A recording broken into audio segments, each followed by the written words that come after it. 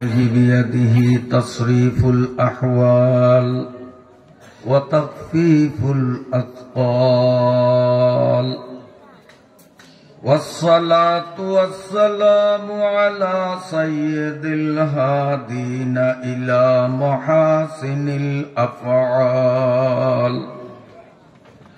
وعلى آله وأصحابه المضارعين له في الصفات والأعمال.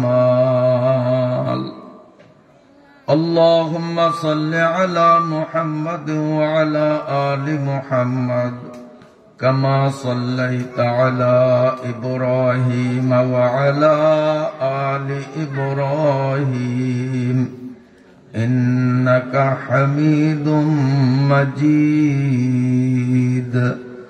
اللهم بارك على محمد وعلى آل محمد كما باركت على إبراهيم وعلى آل إبراهيم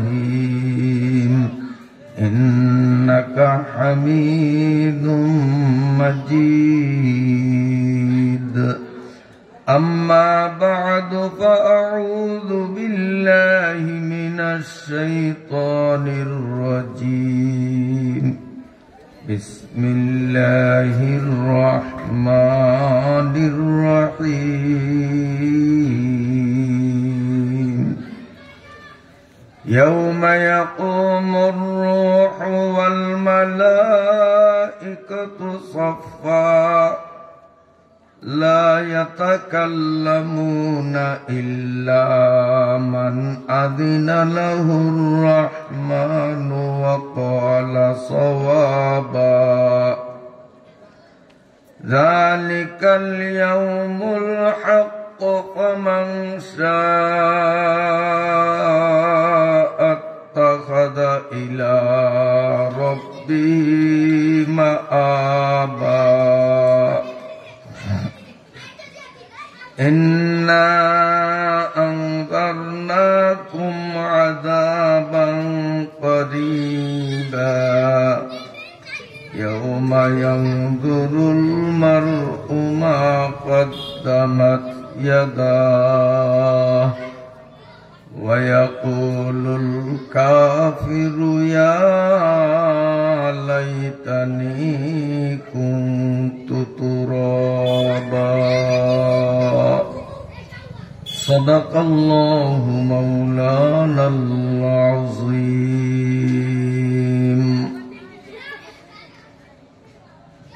বৃহত্তর চরপেশনের অন্তর্গত শশীভূষণ থানাধীন হাজারীগঞ্জ ৪ নং ওয়ার্ড বাইতুল মোকাররম জামে মসজিদ ও আলহাজ নুরুল হক নুরানী মাদ্রাসার উদ্যোগে এলাকার একদল মুসলমানদের দীর্ঘদিনের অক্লান্ত পরিশ্রম ও অর্থায়নে মহান আল্লাহ রাব্বুল আলামিনের অপরিসীম দয়া ও অনুকম্পার বরকতে একটানা 2 দিন ব্যাপী আয়োজিত বার্ষিক তাফসীরুল কোরআন মাহফিলের আজ প্রথম দিনের সমাপনী পর্বের সম্মানিত সভাপতি, উপস্থিত মুহতারাম হযরত উলামা ইকরাম, সম্মানিত মুরব্বীগণ, এলাকার বিভিন্ন স্থান থেকে আগত আমার একান্ত প্রাণপ্রিয় মুসলিয়ান ইকরাম, পর্দার আড়ালের সম্মানিতা মায়েরা, বোনেরা ও মেয়েরা, আমি আপনাদের সামনে পবিত্র কোরআনুল কারীমের 30 নম্বর পারার 1 নম্বর সূরার শেষের থেকে কিছু অংশ তিলাওয়াত করেছি। আল্লাহ রাব্বুল আলামিন যদি তৌফিক দান করেন, তিলাওয়াতকৃত আয়াতগুলোর অর্থ ও ব্যাখ্যা আপনাদের সামনে উপস্থাপন করার চেষ্টা করব। আল্লাহ তাআলা আমাদেরকে বুঝবার মতো তৌফিক দান করেন। ওয়াজ, তাফসীর, বয়ান এটা আজকের নতুন কোনো সিস্টেম না। আদম আলাইহিস সালাতু ওয়াস সালাম থেকেই এই নিয়ম চলে আসছে। আমাদের প্রিয় নবী জনাবে মুহাম্মদুর রাসূলুল্লাহ সাল্লাল্লাহু আলাইহি ওয়াসাল্লাম একদিন মদিনার মসজিদে বয়ান করতেছিলেন। খুব খেয়ালে শুনবেন, কে বয়ান করতেছিলেন? আমাদের প্রিয় নবী সাল্লাল্লাহু আলাইহি সাল্লাম। মুসল্লিরা কিছুটা এলোমেলো ছিল, কেউ দাঁড়ানো, কেউ বসা, এলোমেলো। হুজুরে পাক সাল্লাল্লাহু আলাইহি ওয়াসাল্লাম মিম্বর থেকে বললেন, বসো। বসো শব্দটা বলার সাথে সাথে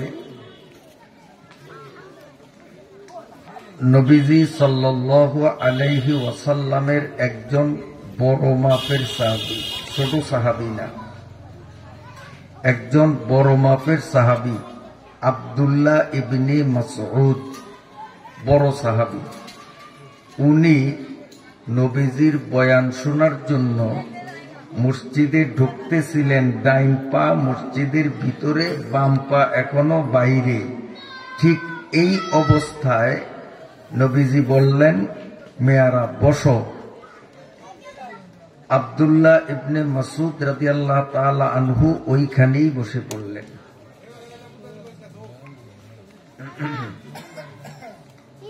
হযরত আব্দুল্লাহ, কথাগুলো খুব খেয়ালে শুনবেন, মনোযোগ দিয়ে। হযরত আব্দুল্লাহ ইবনে মাসউদ রাদিয়াল্লাহু তাআলা আনহুর এক পা মসজিদের ভিতরে ঢুকাইছেন, আর এক পা এখনো মসজিদের বাইরে, ঘরে বাইরে, পুরা ঢোকেও না, পুরা বাইরেও না। ঠিক ওই মুহূর্তেই নবীজির মুখ থেকে আওয়াজ আসলো, বসো। আব্দুল্লাহ ইবনে মাসউদ ওইখানেই বসে পড়লেন। নবীজির ওয়াজ শেষ হলো। ওয়াজের পরে হুজুরে লক্ষ্য করলেন যে এর বসাটা তো বেকায়দার বসা, হয়তো বাইরে বসতো, নইলে ভিতরে বসতো। অর্ধেক বাইরে অর্ধেক ভিতরে বসাটা একটা বেমানান বসা না? সম্মানী মানুষ কি এরকম বসে?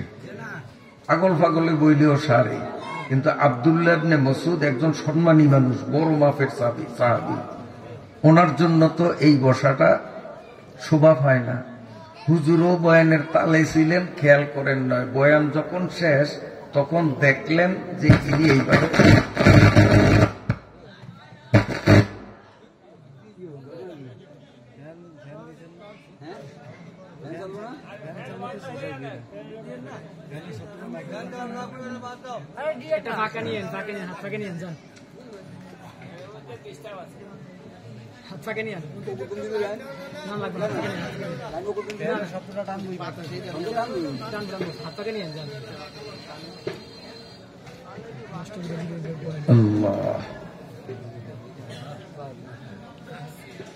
আমি বলতেছিলাম, এদিক খেয়াল করেন, দায়িত্বশীলরা তাদের কাজ করবে, আমরা আমাদের কাজ করি। তো বয়ান যখন শেষ হলো, নবী আলাইহিস সালাম লক্ষ্য করলেন, ডাক দিলেন, এ আব্দুল্লাহর কাছে আসো। আসছে, তুমি একজন সম্মানী মানুষ, সমাজের গণ্যমান্য ব্যক্তি, আমার সাহাবীদের মধ্যে প্রথম সারির বড় মাপের সাহাবী, তোমার বসাটা পাগল মার্কা হইল কেন? হয়তো বাইরে বসতা, নইলে ভিতরে বসতা। অর্ধেক ঘরে অর্ধেক বাইরে, এইটা রেখে কেমন বসা? তোমার কি আক্কল জ্ঞান বুদ্ধি কিচ্ছু নাই? তো আব্দুল্লাহ ইবনে মাসউদ রাদিয়াল্লাহু তাআলা আনহু দুই চোখের পানি ছাইরা কান্দেন আর বলেন, ইয়া রাসূলুল্লাহ, আমরা মুসলমান, আপনি আমাদের নবী, আমি এক পা ভিতরে এক পা বাইরে, এই অবস্থায় শুনলাম আপনি বলছেন বসো। আমি সাথে সাথে যে অবস্থায় ছিলাম ওই অবস্থায় বসছি, আমি চিন্তা করছি, আমি যদি আরেক পা ভিতরে ঢুকাইয়া বসি আর কেয়ামতের ময়দানে আমার আল্লাহ যদি আমাকে ধরিয়া বসে, যে নবী বসছে, বলছে বসো, তুমি সাথে সাথে কেন বসলা না, তুমি কেন চালাকি করিয়া এক পা ভিতরে ঢুকাইলা, আমি তো আল্লাহর আদালতে আটকা পড়ব। নবীরে কেমন মানা মানছে। কেয়ামত পর্যন্ত নবী কয়জন আসবে? আর 8 জন আসবে। কয়জন? একজনও না। আমাদের নবী শেষ নবী, কিন্তু নবীর দায়িত্বটা কার কাছে আপনারা কি বলতে পারবেন? আলেমদের কাছে। নবীরা যেই কাজ করছেন, এই যে এখন আমি যেই কাজ করছি, নবী এই কাজই করছে। নবী আসবে না, কিন্তু নবীর কাজটা চলতে থাকবে। চালাইবে কারা? উম্মতের আলেমরা। আজকে যদি নবীজি জীবিত থাকতেন, আপনাদের এই এলাকায় নবীজি আসতেন, তো ওয়াজ নবীজি করতেন, আমি করতাম না। ঠিক কিনা? নবীজি নাই কারণে আলেমের লেবাস যখন লইছি, এই জন্য নবীর দায়িত্বটা আমি পালন করি। তো সাহাবা ইকরাম নবীকে যেইভাবে মানছে, নবীর উম্মতরা উম্মতের আলেমদেরকেও সেইভাবে মানতে হবে। কথাটা বোঝেন নাই? তা আরেকটু শুনাই। নবীজির চাচা হযরত আব্বাস, নাম শুনছেননি আপনারা? রাদিয়াল্লাহু তাআলা আনহু। কি নাম? আব্বাস। নবীজির আপন চাচা, খুব বুড়া, ডুন্ডুল বুড়া। তো বুড়া মানুষ, মসজিদে নববীতে নবীজির বয়ান হবে, কোরআনের আলোচনা করবেন, হাদিসের আলোচনা করবেন। ওই আমলে তো আর মাইক ছিল না, এমনিতেই বাড়ি বাড়ি গিয়া আস্তে আস্তে দাওয়াত দিছে। লোকজন চারিদিক থেকে জড়ো হয়েছে। জুয়ান যারা, তারা আগে আসছে। বুড়ারা গায়ে দুর্বল, দৌড়ে আসতে পারে না, আস্তে আস্তে বুড়ারা একটু পিছ পড়িয়া গেছে। কিন্তু আপনাদের বাসিরদন এলাকার মনে হয় জমানাটা উল্টে গেছে, বুড়িয়া গো বল আছে, জুয়ান গো বল নাই। নইলে মাহফিলে যেই পরিমাণ বুড়িয়া দেখি, তার চেয়ে 10-20 গুণ জুয়ান থাকার কথা ছিল। জুয়ানরা নাই, এরা দুর্বল, পিছ পড়িয়া গেছে, আসিয়া সারে নাই। এটির একটার কপালেও বিয়া নাই, কারণ বউর খোরাকি দিতে পারবে না। মাহফিলে আসার শক্তি যার নাই, এটার কাছে মায়া বিয়া দিবেন না, কারণ আপনার মায়ার কপালে আলকাইব। কারণ এত দুর্বল, মাহফিলে আসতে পারে নাই, তো আপনার বউরে বিয়ে করিয়া করবে কি? হাসার জন্য বলছি না, এটা আক্ষেপের সাথে বলছি। আমার জীবনে, এই 60 বৎসর বক্তৃতার জীবনে এমন জুয়ান শূন্য মাহফিল আর পাইছি কিনা আমার মনে করে না। জুয়ানরা কোথায়? তাদেরকে শ্বশুর বাড়ি পাঠিয়ে দিচ্ছেন, আর আপনারা বুড়িয়ারা ওয়াজে আসছেন।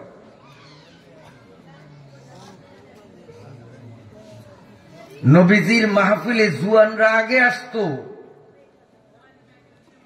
বুড়িয়ারা, বুড়া মানুষ আস্তে আস্তে পিছ পড়িয়া যাইত। তো নবীজির চাচা, কি নাম বলছি মনে আছে? আব্বাস। উনি ছিলেন ডুন্ডুল বুড়া। লাঠি একটা নিয়া উনি আস্তে আস্তে একেবারে পিছ পড়িয়া গেছে, মসজিদ ভরিয়া গেছে। উনি রাস্তার মাঝে, কিন্তু নবীজি যে মসজিদে বসিয়া বয়ান করে, কথা বাইরের থেকে শোনা যায়। আব্বাস রাদিয়াল্লাহু তাআলা আনহুর কানে নবীজির ওয়াজের আওয়াজ আসতেছে, কথাও বুঝতেছে, মানে মসজিদের কাছাকাছি আসছে, বেশি দূরে না। তো মসজিদে কিছু লোক দাঁড়ানো ছিল। তো নবী আলাইহিস সালাম বলছেন, যে যেখানে আসো বসো। শুধু নবী একটা অর্ডার দিচ্ছেন, যে যেখানে আসো বসো। এই কথা বলার সাথে সাথে নবীজির আপন চাচা হযরত আব্দুল্লাহ ইবনে মাসউদ রাদিয়াল্লাহু তাআলা আনহু রাস্তার মাঝখানে, কিনারেও না, রাস্তার মাঝখানে, ওইখানেই বুড়া মানুষ চাদর মুড়া দিয়া বসে পড়ছেন। ওয়াজের আগা গোড়া রাস্তার মধ্যে বসা।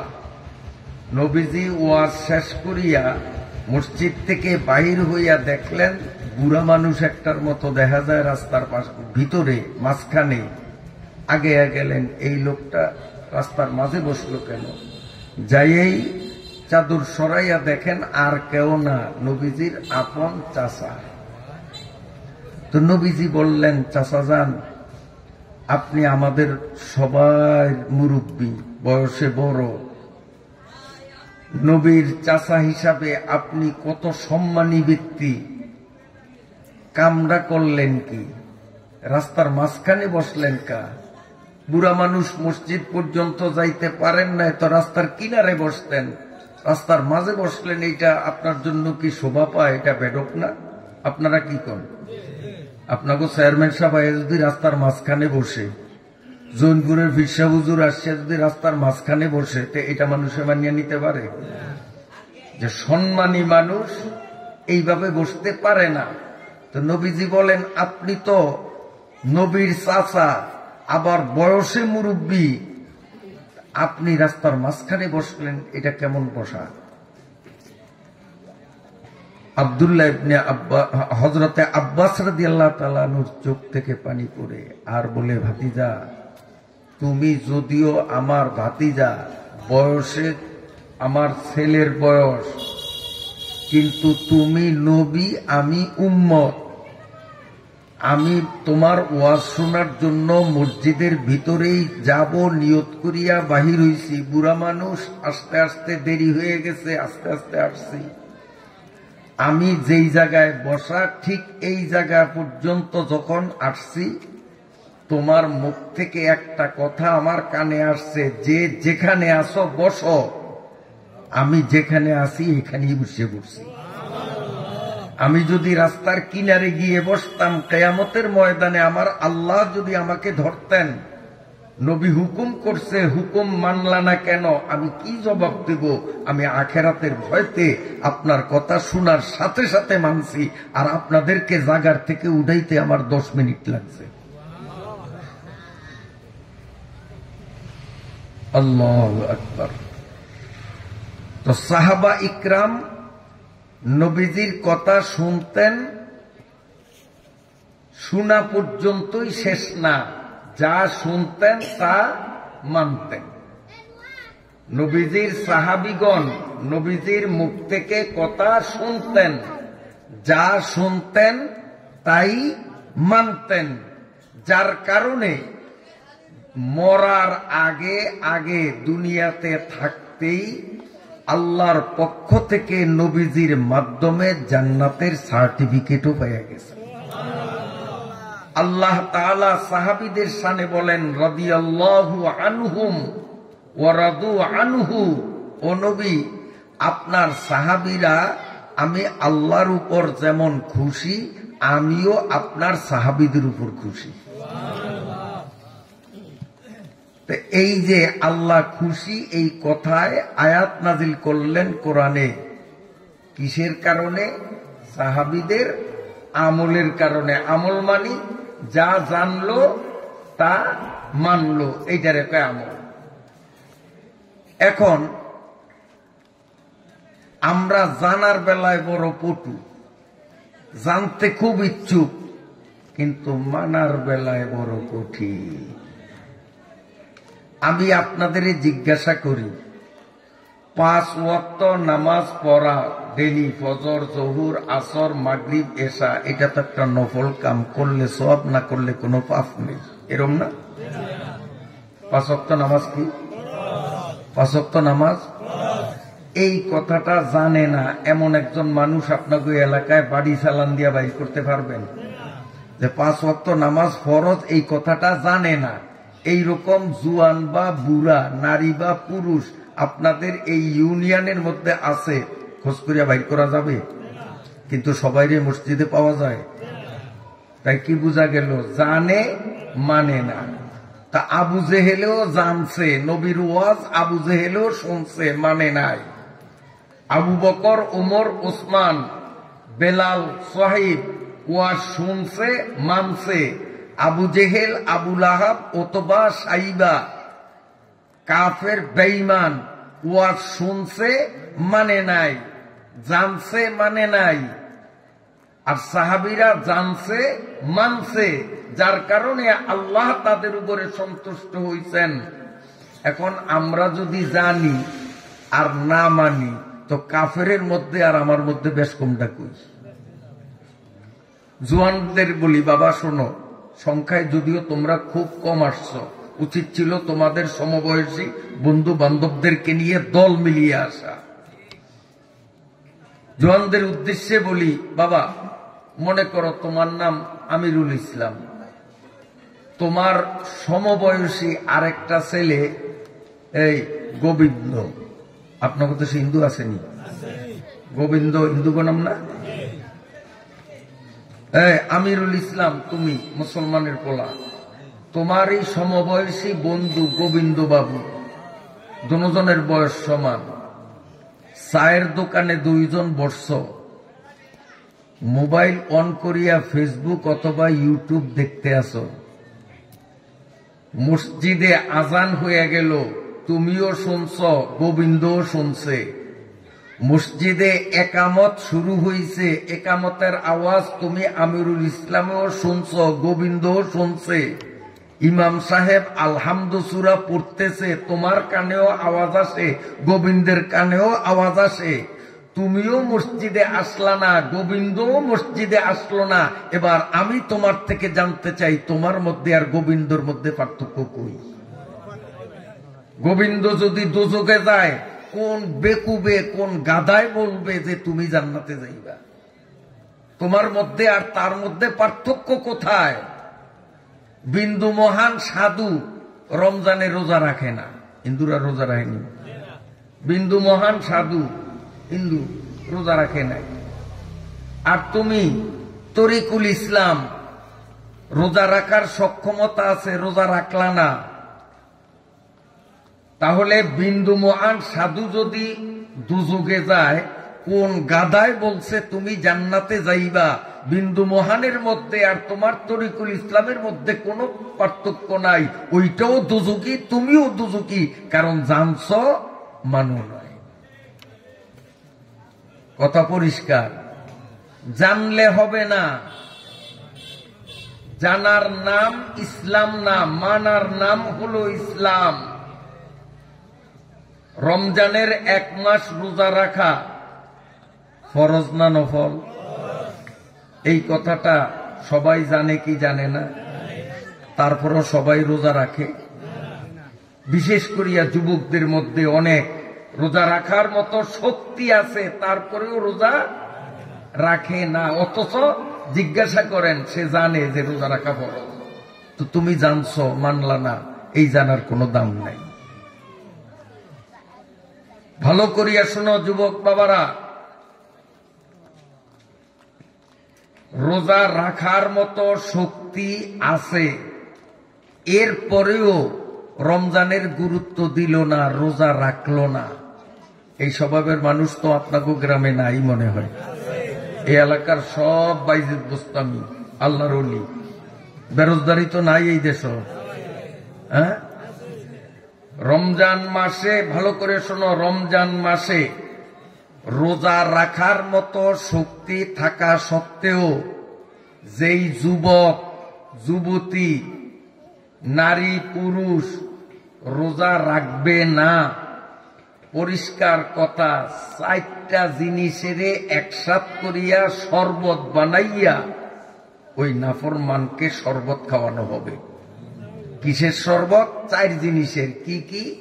1 নম্বর, জাহান্নামের আসামিদেরকে ফেরেশতারা যখন পাহাড়ের মতো হাতুড়ি দিয়া পিঠে জোরে বাড়ি দিবে, তখন ওদের পাতলা পায়খানা ছুটবে, পেশাব ছুটবে। দেখবেন শরীরে ধরিয়া যদি জোরে দেন, আজ্ঞা বুঝতে কাপড় নষ্ট করে না করে। তো আমরা চোরারে যেরকম ফিডাই, দুজকে ফেরেশতারা এত নাচতে ফিরিব মনে হয়। হ্যাঁ, এক একটা হাতুর হবে পাহাড়ের মতো বড়। এই পাহাড়ের মতো বড় হাতুর দিয়ে, এখন অনেকে বলতে পারেন যে হুজুর পাহাড়ের মতো বড় হাতুর দিয়ে ফিডে বুঝামগো ফিডু জায়গা কদ্দুর, 1 বিঘত 1.5 বিঘত, আতুর এত বড় হইলে ফিটটা কেমন? জাহান্নামীদের শরীর এইরকম থাকবে না, কারণ এই ছোট্ট শরীরের মধ্যে বেশি সাজা দেওয়া যায় না।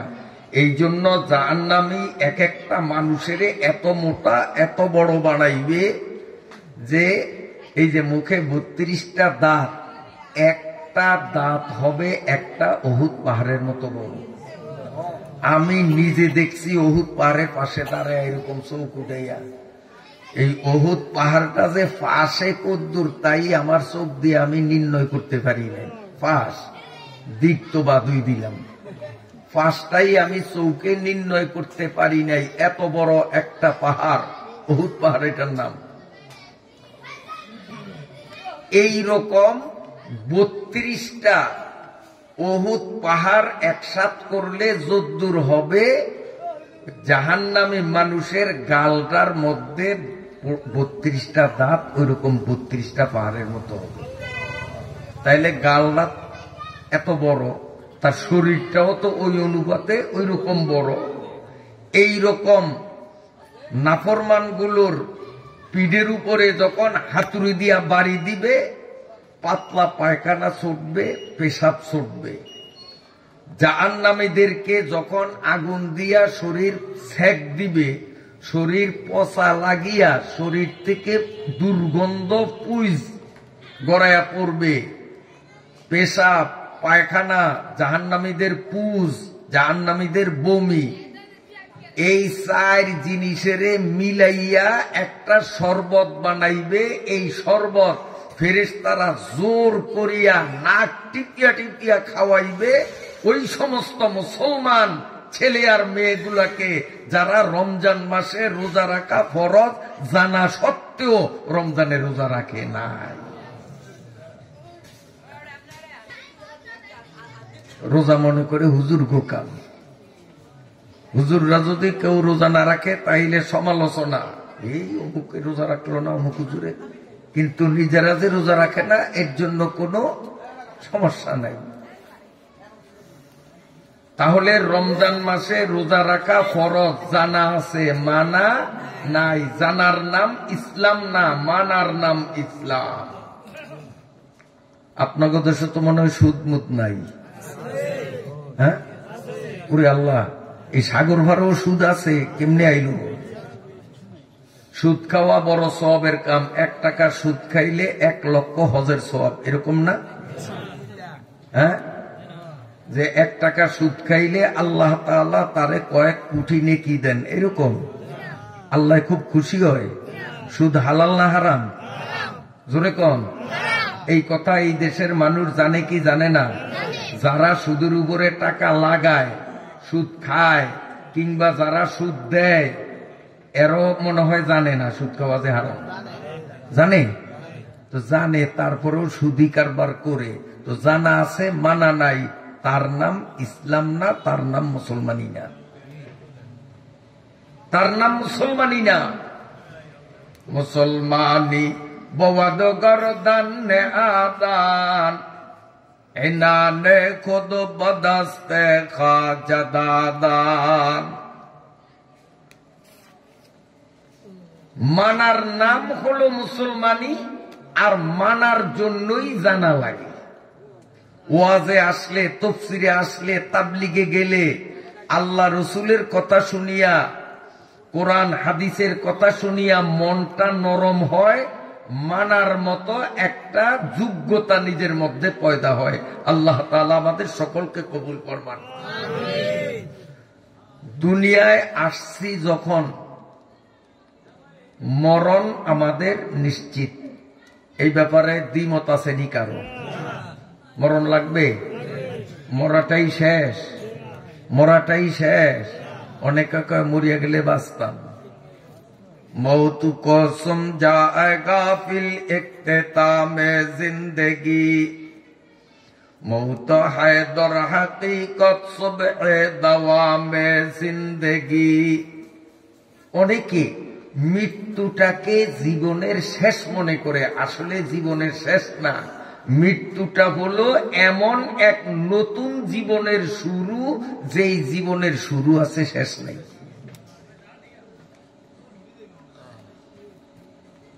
যেই জীবনের শুরু আছে শেষ নাই। শান্তি তো শান্তি, আর অশান্তি তো অশান্তি। আমি যে আয়াতে কারিমা আপনাদের সামনে তিলাওয়াত করলাম, এই আয়াতের মধ্যে মৃত্যু পরবর্তী কালীন হাসরের মাঠে আমি আপনি উঠব কোন অবস্থায়, হাসরের মাঠের কিছুটা বয়ান দেওয়া হয়েছে। হাসরের মাঠে আল্লাহর সামনে আমাদেরকে উপস্থিত হইতে হবে, এই বিশ্বাস আসেনি সবার মনে? বিশ্বাস রাখি আর না রাখি, উঠা কিন্তু লাগবে। বিশ্বাস করি আর না করি, যেমন মরণ লাগবে এই কথা বিশ্বাস করি আর নাই করি, না মরিয়া উভয় নাই। তা হাসরের মাঠেও আল্লাহর সামনে হাজির হইতে হবে, বিশ্বাস করি আর না করি, ওঠা কিন্তু লাগবে। আমার আল্লাহ বলেন, ইয়াউমা ইয়াকুমুর রূহ ওয়াল মালাইকাতু সাফফা লা ইয়াতাকাল্লামুনা ইল্লা মান আযিনা লাহুর রহমান ওয়া ক্বালা সাওয়াবা। কোরআনের আয়াত 30 নম্বর পারার 1 নম্বর সূরার একেবারে শেষ অংশ। আল্লাহ রাব্বুল আলামিনের দরবারে হাসরের মাঠে আদম থেকে নিয়ে কিয়ামত পর্যন্ত যত মানুষ দুনিয়াতে আসছে, হিন্দু, বৌদ্ধ, খ্রিস্টান, ইমানদার, কাফের, সব মানুষগুলাকে সেখানে উঠানো হবে। সেদিনের অবস্থাটা কত ভয়াবহ হবে আমার আল্লাহ আয়াতে ইঙ্গিত করেছেন, ইয়াউমা ইয়াকুমুর রূহু ওয়াল মালাইকাতু সাফফা।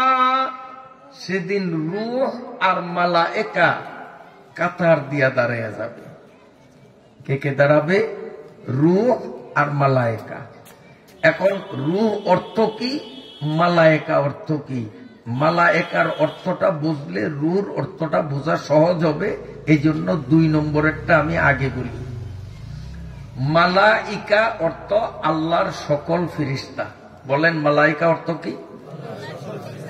আল্লাহর সকল ফেরেশতা। কয়জন ফেরেশতা? হিসাব নাই, অগণিত। আল্লাহ এই পর্যন্ত যে কত ফেরেশতা বানাইছেন তার হিসাব নিকাশ আল্লাহ ছাড়া কেউ জানে না।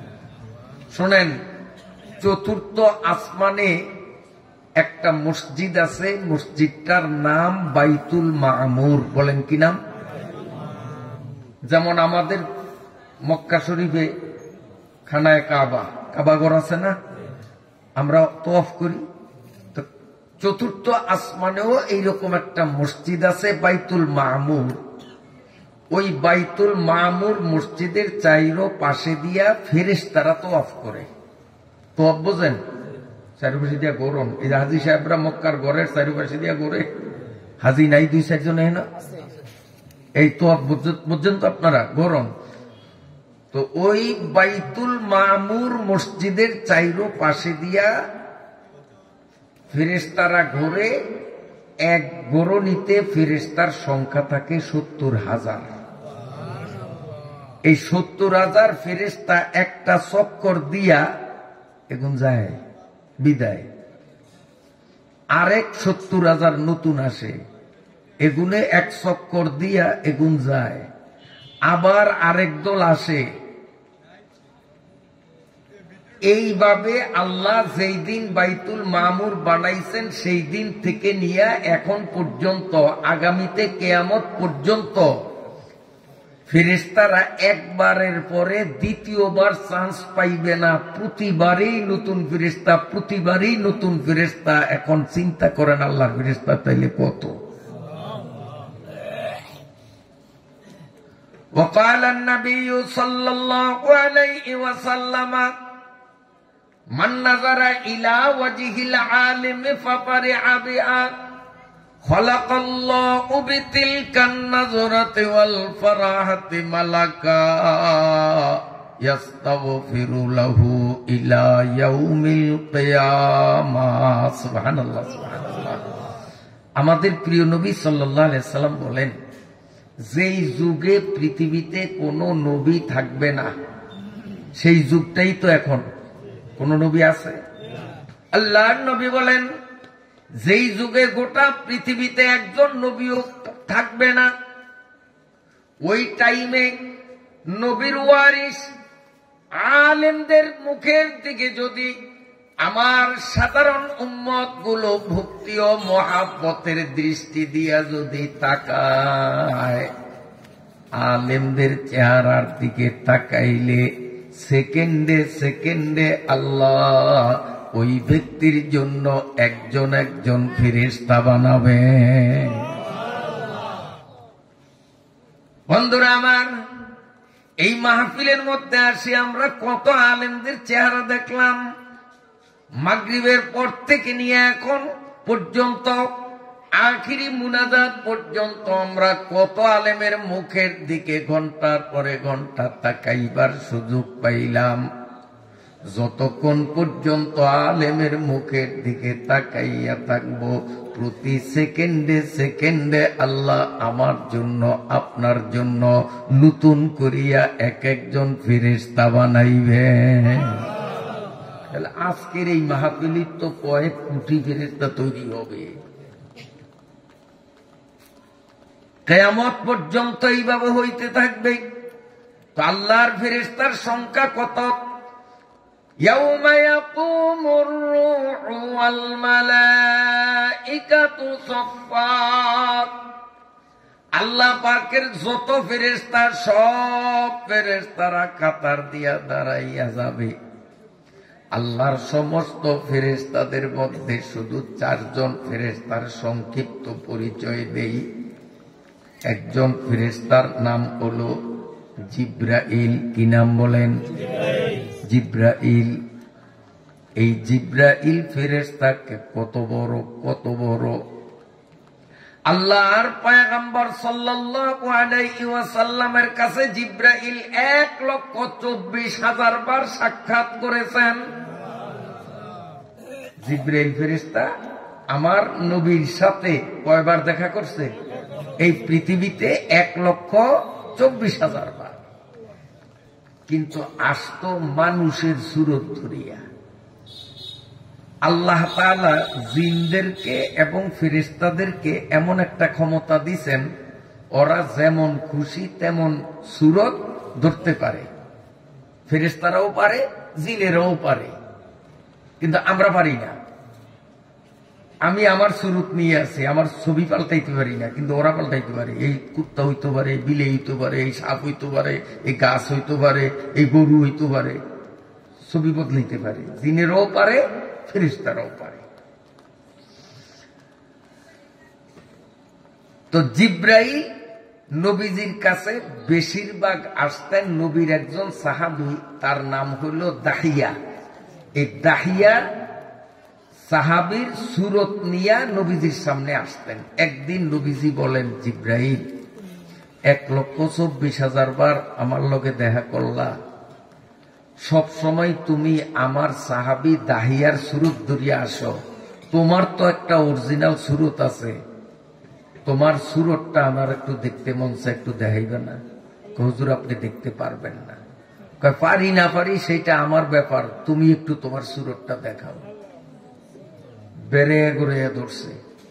ধরার পরে জিব্রাইল আলাইহিস সালাম নবীজির কথা, আপনি চোখ বন্ধ করেন। তো নবীজি চোখ বন্ধ করছে। কতক্ষণ পরে নবী এবার চোখ খোলেন, চোখ খুলছে। চোখ খোলার পরে কয়বার চারিদিকে চান, উপরের দিকে চান, এইভাবে চেহারা ঘুরে জিব্রাইলের দেখে না, এখন শুধু আওয়াজ শুনে। এখন নবীজি এইভাবে চেহারা ঘুরাইয়া চারিদিক চাইল, উপরের দিক চাইল।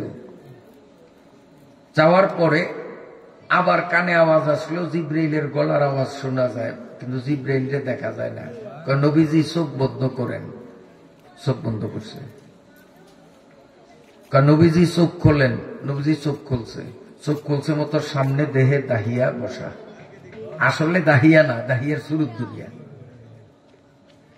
তো নবীজি রাগ হয়ে গেলেন, জিব্রাইল তুমি কি আমার সাথে ভাতরামি করলা, ঠাট্টা করছো, মস্কারি করছো? আমি কইছি তোমার আসল সুরতটা আমার একটু দেখাইতা, তুমি আমার লগে একটা চোখ ফলানি খেলা খেললা। চোখ খোলেন, চোখ বন্ধ করেন, চোখ খোলেন, চোখ বন্ধ করেন, এটা ভাতরামি শুরু করছো।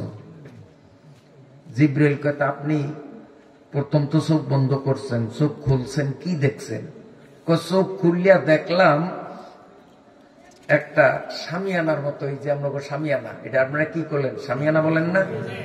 একটা সামিয়ানার মতো দেখলাম, পুরো আসমান জোড়া, আর এই সামিয়ানাটার এক মাথা এই জমিনের লগে, আর এক মাথায় জমিনের লগে বাজন নিয়ে, খালি একটা সামিয়ানা দেখছি আমি। জিব্রাইল কয় ইয়া রাসূলুল্লাহ, আমি জিব্রাইলের শরীরের মধ্যে আল্লাহ রাব্বুল আলামিন ৬০০ পাখা দিয়েছেন। পাখা, পাখিরা যেমন ২টা পাখা নাইরা নাইরা উড়ে, জিব্রাইল ফেরেশতাকে উড়ার জন্য আল্লাহ পাখা দিয়েছেন সর্বমোট ৬০০। কয়টা? ৬০০। জিব্রাইল বলেন ইয়া রাসূলুল্লাহ, আমার ওই ৬০০ পাখার ভিতর থেকে কেবল একটা পাখা একটু মিলতে চাইলাম, তাতেই আসমান আর জমিনের মধ্যে পাখা মেলার জায়গা হয় না। আপনি যেটারে সামিয়ানা ভাবছেন, এটা আমার পাখা। সিপিয়া সুপিয়া কোন রকম চাইছি, তাও পুরোটা মেলতাম পারি নাই। একটা পাখা যদি এত বড়, ৬০০ পাখা কত বড়? এই ৬০০ পাখা যেই শরীরটার মধ্যে, সেই শরীরটা কত বড়? আল্লাহর ফেরেশতা জিব্রাইল কত বড়? আমার ভাইরা, আল্লাহর আরেকজন ফেরেশতা, তার নাম হলো মিকাইল। মিকাইল ফেরেশতা কত বড়? যত পুকুর, পুষ্কুনি, ডোবা, খাল, বিল, নদী, সাগর, মহাসাগর, সারা পৃথিবীর সমস্ত পানিগুলোকে একত্রিত করিয়া গোটা পৃথিবীর সমস্ত পানিগুলি মিকাইল ফেরেশতার মাথার উপর ঢালিয়া দিলে মাথার ৪ ভাগের ১ ভাগও ভিজবে না। মাথাটা কত বড়! এত বড় মাথা যেই ফেরেশতার, ফেরেশতার বডিটা কত বড়! এত বড় ফেরেশতারে আমার যেই আল্লাহ তৈরি করেছেন, আমার আল্লাহ কত বড়! আল্লাহু আকবার বলেন না, আল্লাহু আকবার। আল্লাহ কত বড়, কত বড়! আল্লাহর আরেকজন ফেরেশতা, তার নাম হলো হযরতে ইসরাফিল। ইসরাফিল ফেরেশতাকে বানাইয়া আল্লাহ তাআলা একটা নলের বাঁশির মতো বাঁশি বানাইছেন। নলের বাঁশি দেখছেন নি আপনারা? এরকম উপরে কটা ফুডা থাকে, এই ফুডাগুলি এরকম টিপে আর মুখ দিয়ে ফু দেয়, ৬-৭টা ফুডা থাকে উপরে। আল্লাহ তাআলা হযরতে ইসরাফিল ফেরেশতাকে তৈরি করিয়া একটা বাঁশি দিয়েছেন।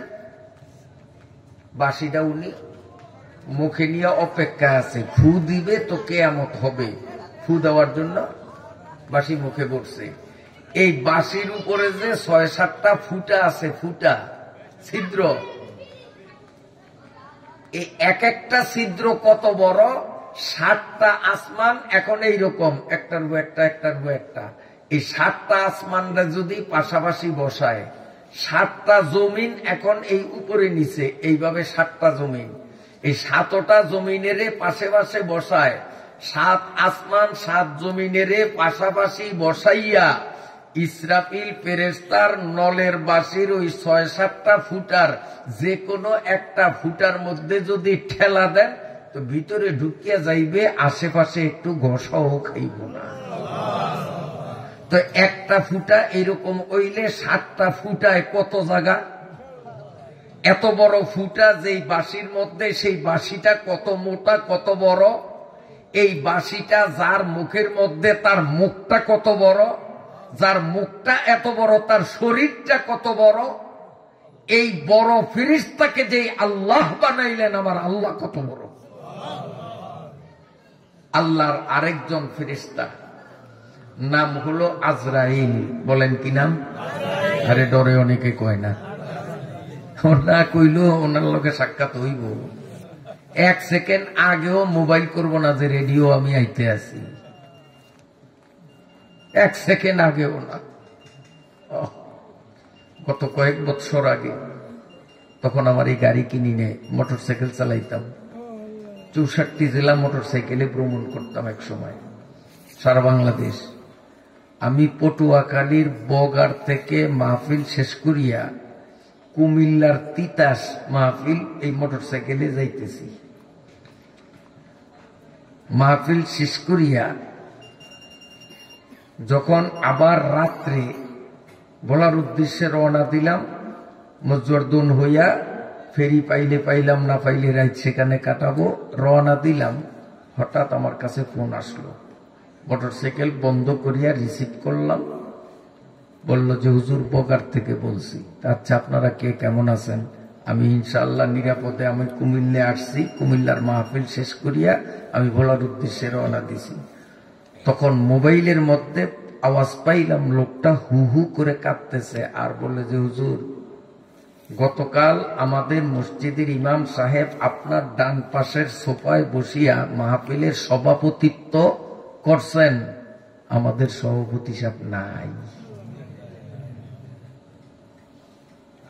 আমি ইন্না লিল্লাহি ওয়া ইন্না ইলাইহি রাজিউন বলে, কি বললেন?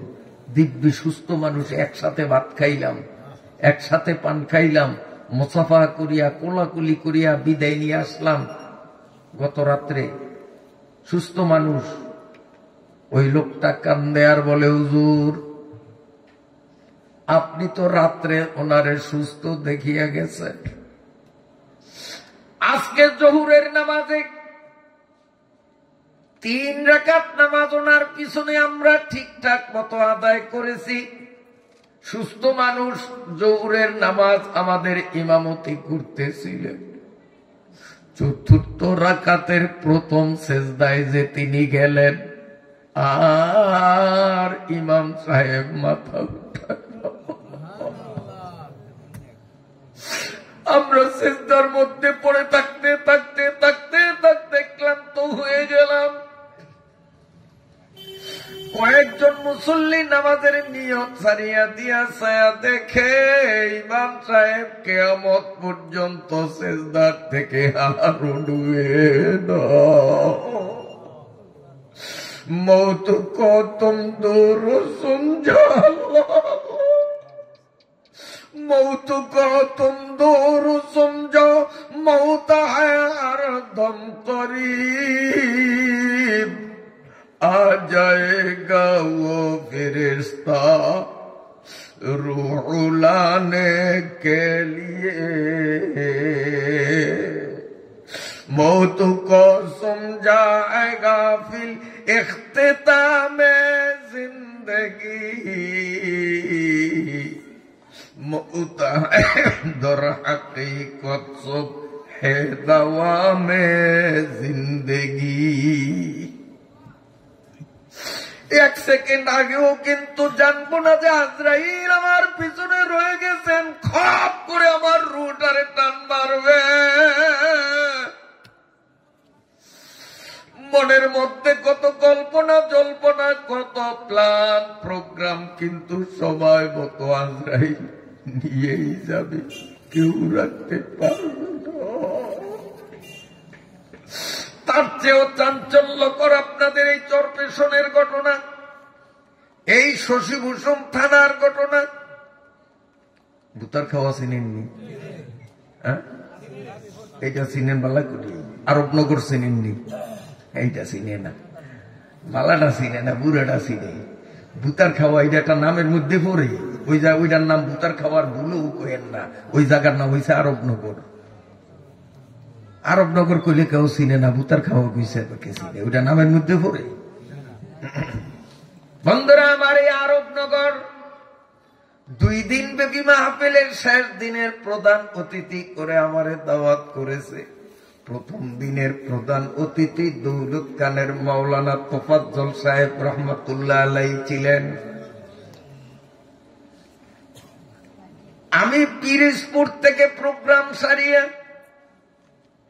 মোটর সাইকেলে আমি যখন আপনাদের শশীভূষণে সেই আরবনগর, আগের নাম ছিল ভূতার খাওয়া, ওই জায়গায় যখন আসলাম, মোটর সাইকেল থেকে নামার পরে যুব তাফসীর কমিটির যুবকরা দৌড়াইয়া আমারে ধরিয়া হু হু করে এমন ভাবে কান্নায় ভেঙে পড়ল, ওদের চোখের পানিতে আমার জামা ভিজাইয়া দিল।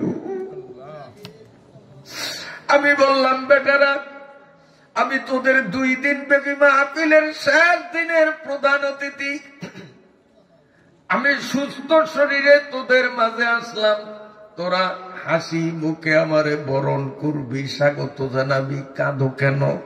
এখন তো কাঁদার কথা না। যুবকগুলো চিৎকার মারিয়া কান্দা আরম্ভ করলো, আমারে ধরাধরি করিয়া মসজিদের ভিতরে বসাইয়া সব কয়টা যুবক চোখের থেকে টপ টপ করিয়া পানি ছাড়ে। একজন আমারে কয়, হুজুর, আমাদের গত দিনের প্রধান অতিথি দৌলত খাঁর তোফাজ্জল সাহেব হুজুর, এশার নামাজ এই মসজিদেই আমরা একসাথে পড়েছি। এশার নামাজের পরে 3-4 আইটেমের ফল চা হুজুর রে খাওয়াইলাম, স্লোগান দিয়া হুজুর রে স্টেজে নিয়ে গেলাম। হুজুর সোফায় বসলেন, বয়ান করবেন, তাফসীর শুনাইবেন। মাইক অপারেটর যখন মাইক চালু করিয়া দিল, হুজুরে মাইকে 2টা টোক্কা দিয়া এবার ওয়াজ শুরু করলো, আলহামদুলিল্লাহ। বুঝলেন কিছু বুঝলেন? আলহামদুলিল্লাহ এই শুরু করছে, আর একটা অক্ষর মুখ দিয়া বাহির হয় নাই, আলহামদুলিল্লাহ বলার পরে পড়িয়া যাইতেছে।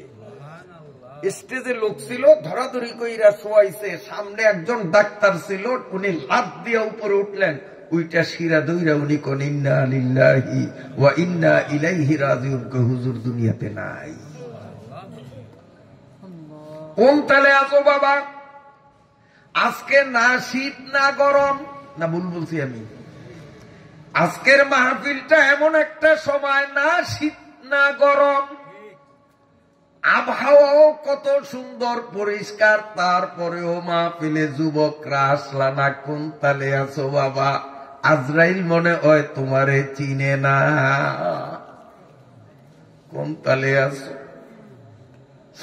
ওই যুবকরা কান্দে আর বলে, হুজুর, আমাদের গত দিনের প্রধান অতিথি মঞ্চে বসিয়া ওয়াজ শুরু করলেন, শুধুমাত্র আলহামদুলিল্লাহ বলার সাথে সাথে তিনি পড়ে যাইতে লাগলে, সবাই ধরাধরি করিয়া শোয়াইয়া দিলাম। একজন ডাক্তার লাফ দিয়া উঠিয়া শিরা ধরিয়া কয়, ইন্না লিল্লাহি ওয়া ইন্না ইলাইহি রাজিউন। আমরা মোবাইল করিয়া অ্যাম্বুলেন্স আনলাম, অ্যাম্বুলেন্সে উঠাইয়া চরপেশন সদর হাসপাতালে নিলাম। কর্তব্যরত ডাক্তাররাও ডেড বডি ঘোষণা দিল। ইযা জাআ আজালুহুম লা ইস্তাখিরুনা সাআতাও ওয়া লা ইস্তাকদিমুন। যার মৃত্যুর যে সময় নির্ধারিত, 1 সেকেন্ড এদিক সেদিক হবে না। সময় মতো আজরাইলের হাতে জান দেওয়াই লাগবে। আল্লাহর নবী বলেন, নেককার ইমানদার আমলদার মানুষগুলোর রুহুটা মালাকুল মাউত আজরাইল ফেরেশতা শরীর থেকে বাহির করবে কিভাবে? নবী আলাইহিস সালাম উদাহরণ দিয়া বলেন, একটা কলস পানি ভরা, এই কলসটাকে কাত করলে গড়গড় করে অনায়াসে বিনা বাধায় পানিগুলি যেমন পড়িয়া যায়, নেককার ইমানদারদের রুহটাও এইভাবে অনায়াসে আজরাইলের হাতে চলিয়া যাবে। মৃত্যুর যন্ত্রণা কারে কয় টেরও পাবে না। আর নাফরমান, বেনমাজি, বেরোজগার, সুদখোর, ঘুষখোর, বদমাইশ, এই নাফরমান গুলোর মরার টাইম যখন আসবে, মালাকুল মাউত আজরাইল ফেরেশতা এমন একটা পাত্র বাম হাতে থাকবে, ধাউ ধাউ করিয়া জাহান্নামের আগুন জ্বলবে, ডান হাতে থাকবে আগুনের তৈরি বিশাল একটা টেডা। টেডার প্রতিটা কাঁটার মধ্যে জাহান্নামের আগুন ধাউ ধাউ করিয়া জ্বলবে। মালাকুল মাউত আসিয়া নাফরমানের সামনে আগুনের পাত্রটা রাখিয়া বলবে, উখরুজি সাকিতাতাম মাসকুতান আলাইক, এ কপাল পোড়া নাফরমান, ওয়াজ বাড়ির কাছে ছিল, ওয়াজে গেলি না, আবার ওয়াজে যাইয়াও আলেমদের বুক ফাটাইয়া বয়ান করলো, শুনলি কিন্তু মানলি না। নাফরমান, তোরে আজকে পাইছি ছাড়বো না। ও নাফরমানের রূহ শরীর থেকে বাহির হইয়া আমার পাত্রের মধ্যে চলিয়া, রুহটা তখন বলবে, ও আল্লাহর ফেরেশতা, চোখে দেখিয়া আগুনের পাত্রে নামবো না। যখন নামতে রাজি হবে না, আল্লাহর পয়গম্বর বলেন, মৌতের নির্ধারিত সময় যখন এসে যাবে, রুহটাও যখন নামতে চাইবে না, মালাকুল মাউত ডান হাতের আগুনের টেডাটা যখন নাফরমানের রুহুর উপরে ঘেঁষত করিয়া বসাইয়া টেডার আসারি ধরিয়া যখন টান মারবে, রুহটা শরীর থেকে বাহির হইতে এমন কষ্ট হবে।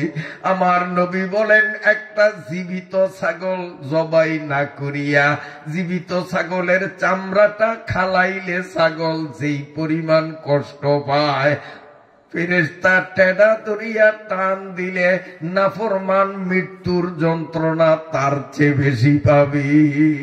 নাউযুবিল্লাহ, নাউযুবিল্লাহ।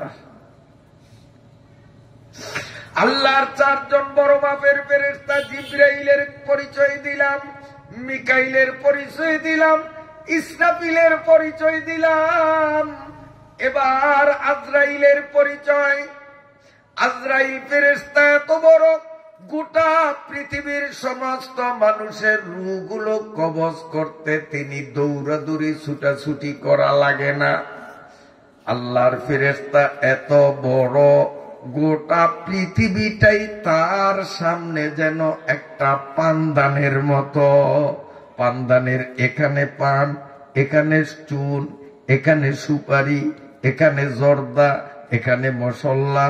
আমরা জায়গায় বসিয়াই তো প্রত্যেকটা যার যার স্থান থেকে নেই না, উড়াউড়ি লাগে। গোটা পৃথিবীটা আজরাইলের সামনে একটা পানদানের মতো। তিনি নিজের জায়গায় বসিয়ে বাংলাদেশের মানুষের রূহ কবজ করেন, আমেরিকার মানুষের রূহ কবজ করতে তার আমেরিকায় যাওয়া লাগে না, সৌদির মানুষের রূহ কবজ করতে সৌদি যাওয়া লাগে না। গোটা পৃথিবীটাই তার সামনে একটা পানদানের মতো, এক জায়গায় বসিয়াই গোটা পৃথিবীর মানুষের রূহ কবজ করতে পারেন। আন্দাজ করেন তাহলে মালাকুল মাউত ফেরেশতা কত বড়। আল্লাহ রাব্বুল আলামিন বলেন, মরার পরে হাসরের ময়দানে আমি যেদিন মানুষগুলাকে উঠাবো, সেদিন আমার এত বড় বড় ফেরেশতা, বিশাল আকৃতির ফেরেশতারাও কাতার দিয়া আমি আল্লাহর সামনে সারিবদ্ধ ভাবে দাঁড়াইয়া থরথর থরথর করে কাঁপতে থাকবি। আমি আল্লাহর ভয়তে কথা বলার সাহস কারো থাকবে না, কেউ কথা বলতে পারবে না। এত বড়, এত শক্তিশালী ফেরেশতা, তারপরেও আল্লাহর সামনে যখন আল্লাহ লিমানিল মুলকুল ইয়াউম বলে একটা হুঙ্কার দিবেন, আজ ক্ষমতা কার, আজ ক্ষমতা কার, এইভাবে যখন আল্লাহ হুঙ্কার মারবেন, এত বিশাল বিশাল ফেরেশতারা কাতার দিয়ে দাঁড়িয়ে যাবে, থরথর থরথর করে কাঁপতে থাকবে, মুখ খুলে কথা বলার সাহস কারো হবে না। এ হলো মালায়েকার মোটামুটি ব্যাখ্যা দিলাম। এবার আসুন রূহ। রূহ শব্দের তাফসীরে অনেকগুলো অর্থ আছে, আমি শুধু একটা অর্থ আপনাদের সামনে বলবো। রূহ শব্দের এক অর্থ হলো আল্লাহ পাকের একজন ফেরেশতার নাম রূহ। রূহ আল্লাহ পাকের একজন ফেরেশতার নাম। এই রূহ ফেরেশতা সব ফেরেশতাদের চেয়ে বড়। কেমনে? সব ফেরেশতারা মিলিয়া এক কাতার দিবে, আর রূহ ফেরেশতা নিজেই একা এক কাতারে থাকবে। কোটি কোটি অসংখ্য ফেরেশতাদের কাতার জায়গা যদ্দূর লাগে, রূহ নামক ফেরেশতা একা দাঁড়াইতেই জায়গা উদ্দূর লাগে। কত বড় ফেরেশতা! এত বড় ফেরেশতা রূহ, তিনিও সেদিন আল্লাহর সামনে ভয়তে তরতর করে কাঁপতে থাকবে। লা ইয়াতাকাল্লামুন, একটা শব্দ মুখ থেকে উচ্চারণের সাহস রূহুর মতো এত বিশাল আকৃতির ফেরেশতার সাহস হবে না, তরতর করে কাঁপতে থাকবে। তাফসীরের কিতাবের মধ্যে লেখে, এই রূহ যেই ফেরেশতার নাম, এই ফেরেশতার দেহটা কেমন তার বয়ান দিতে গিয়া বলে, আমাদের যেমন কল্লা একটা, রূহ নামক ফেরেশতার এক বডিতেই কল্লার সংখ্যা হলো 70,000।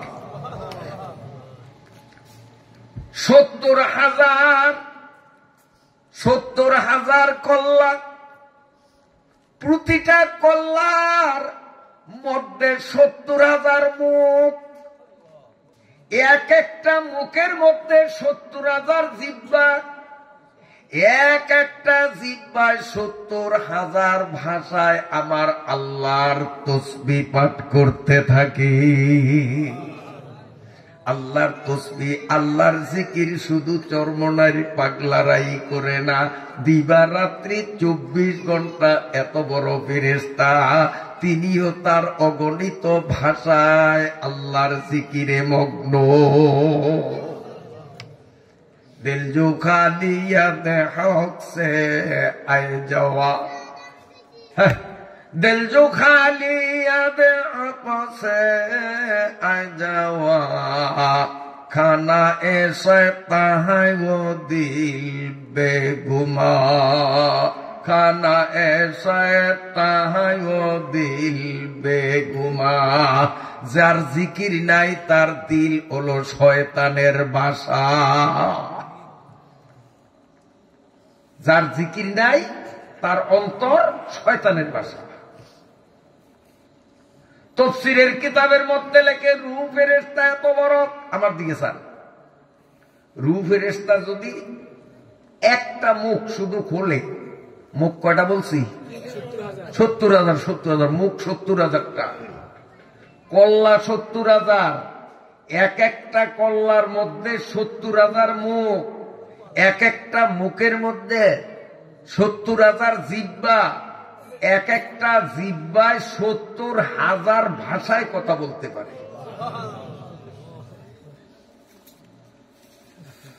তাফসীরের কিতাবে লেখে, এই রূহ ফেরেশতা যদি যে কোনো একটা মুখ হা করে খোলে, আগে যেই ফেরেশতাদের বর্ণনা দিলাম, আল্লাহর অত বড় বড় অসংখ্য কোটি কোটি বিলিয়ন ট্রিলিয়ন সংখ্যক ফেরেশতা, অগণিত ফেরেশতা সব যদি তার মুখের মধ্যে দেওয়া হয়, তার গাল ভরবে না। এক নেলা হইব না, এক নেলা হইব না, এক মুখের এক নেলা হবে না। আল্লাহ বলেন ইয়াউমা ইয়াকুমুর রূহু ওয়াল মালাইকাতু সাফফা। ও দুনিয়ার মানুষরা, মৌত কিন্তু শেষ না। মৌতের পরে হাসরের মাঠ নামে একটা দিন হবে। ওই দিনটা বড় ভয়াবহ। আমার সকল ফেরেশতারা এক কাতারে থাকবে। রুহু নামক ফেরেশতা একাই এক কাতারে থাকবে।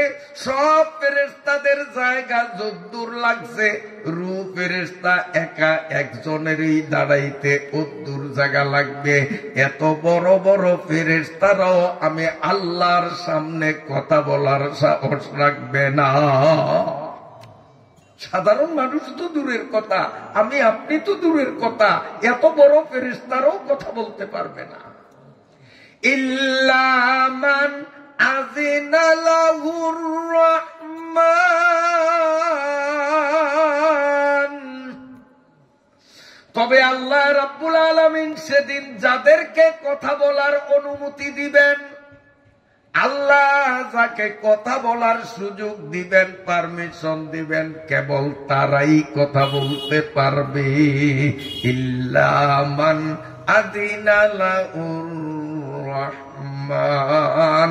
দয়াময় আল্লাহ দয়া করিয়া মায়া করিয়া যাকে অভয় বাণী দিয়া কথা বলার পারমিশন দিবেন, সেই কথা বলতে পারবে। এই হলো আয়াতের বাংলা অর্থ। এবার আসেন তাফসীর। তাফসীরের কিতাবের মধ্যে লেখে আল্লাহ রাব্বুল আলামিন সেই দিন কথা বলার অনুমতি সর্বপ্রথম দিবেন আমার নবী, আপনার নবী, রহমাতুল লিল আলামিন, করুণার সাগর, আখিরি নবী মুহাম্মাদুর রাসূলুল্লাহ সাল্লাল্লাহু আলাইহি ওয়াসাল্লামকে আল্লাহ কথা বলার অনুমতি দিবেন। অনুমতি পাইয়াই কি করবেন? ওয়াকালা সাওয়াবা। আমার নবী অনুমতি পাইয়া আল্লাহর ইজলাসের সামনে সিজদায় পড়িয়া দুই চোখের পানি ছাড়িয়া চিৎকার মারিয়া বলবে, আল্লাহ,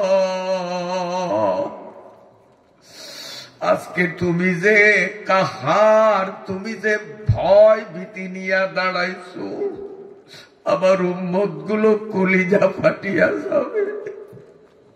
আমার উম্মত গুলোরে যদি দয়া মায়া করিয়া তুমি জান্নাত না দাও, আমার একটা উম্মত জান্নাতে যাইতে পারবে না।